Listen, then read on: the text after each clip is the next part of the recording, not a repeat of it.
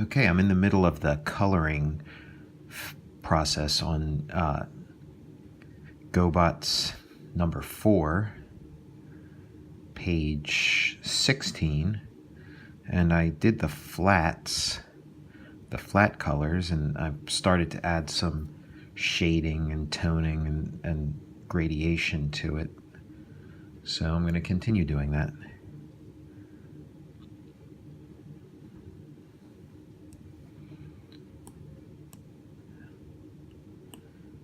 Once again, I'm using my iPad Pro, and the program is called Procreate.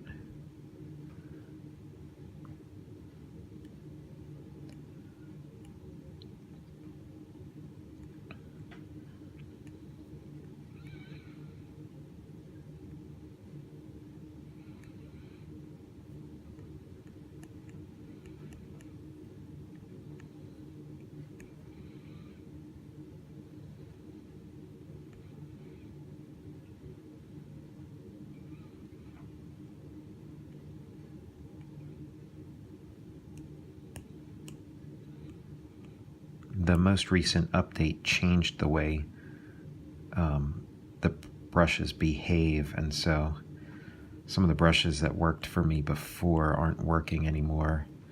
So I'm trying to use different brushes and see what works. So far, like this one that I'm using right now, the round brush used to be amazing. It had this real nice organic quality to it. It was imperfect and would flex really nicely with pressure. And this new version of it is pretty clunky.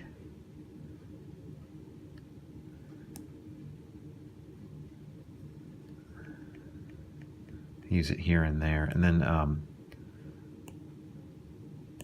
this gouache one seems to be the one that's working best for me now, kind of taking the place of how that round brush used to be.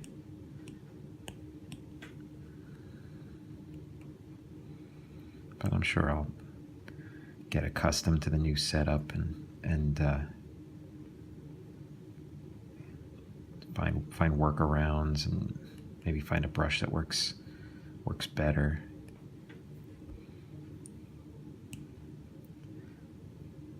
This is leader 1, leader of the good Gobots, and Boulder, leader of the good Rock Lords.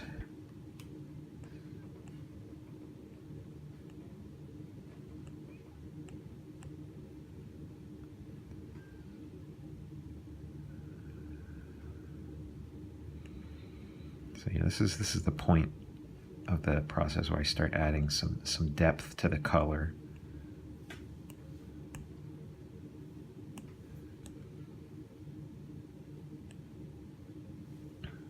It's the most fun part of the coloring process.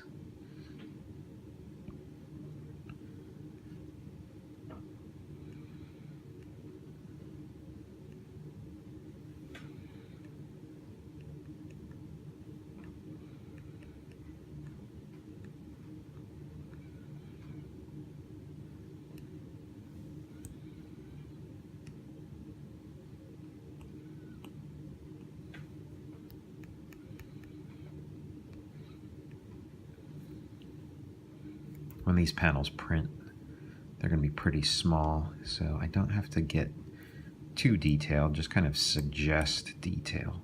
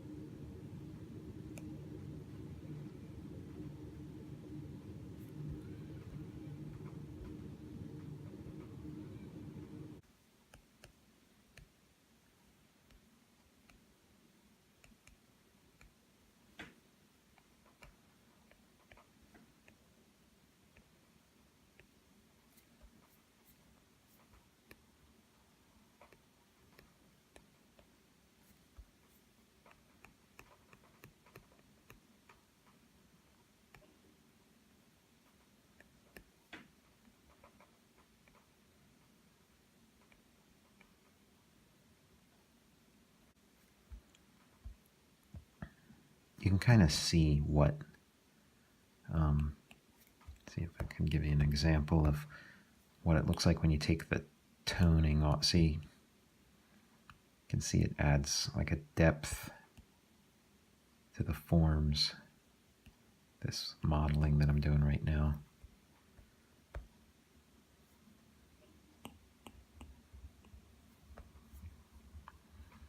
And to me, it's all part of the drawing process.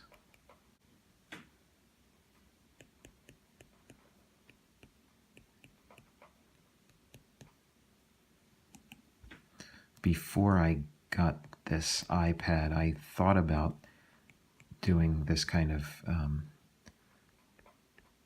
coloring with Copic markers.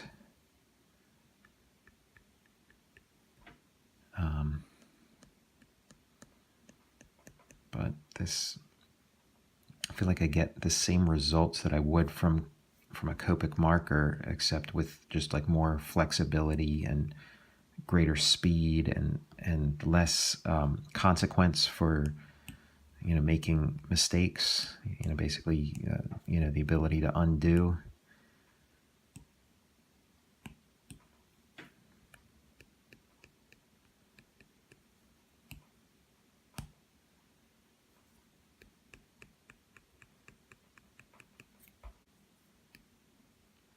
I try to leave the pencil drawings pretty open so that there's room for the colors to sort of breathe and let the tones do some more of the heavy lifting.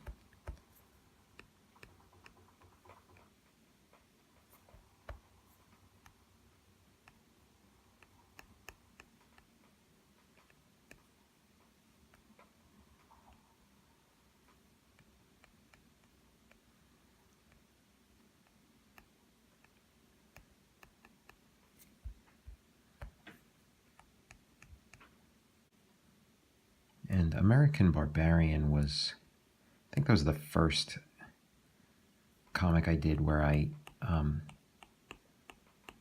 did the coloring myself.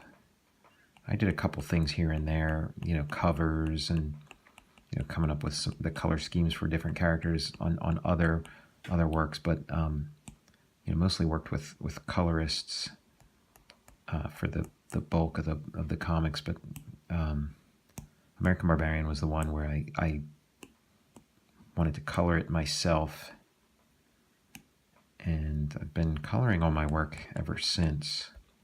And it's such an important phase of the process. Sometimes it feels like the coloring is the most important, that you can really you know, change the mood, the emotion, the story you're telling with color. And I'd like to put that to the test sometime and you know, color something, you know, do a comic where I just color it, where I don't, and just see how much I can bring to it just purely from the color. But certainly with my stories, I feel like I need to do the color. So it's been a learning process since American Barbarian, and I'm pretty confident in my color technique at this point. But it took a while to get there.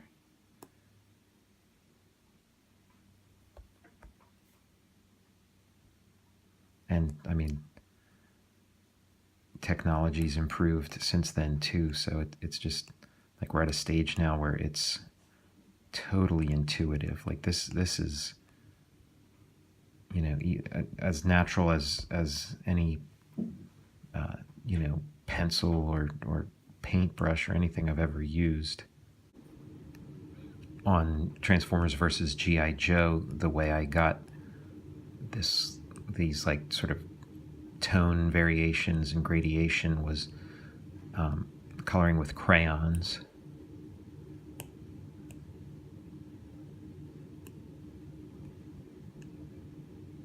I don't feel like I need to do a ton of modeling of the forms, but just a little bit, and you know, a crayon, you know, that did the trick.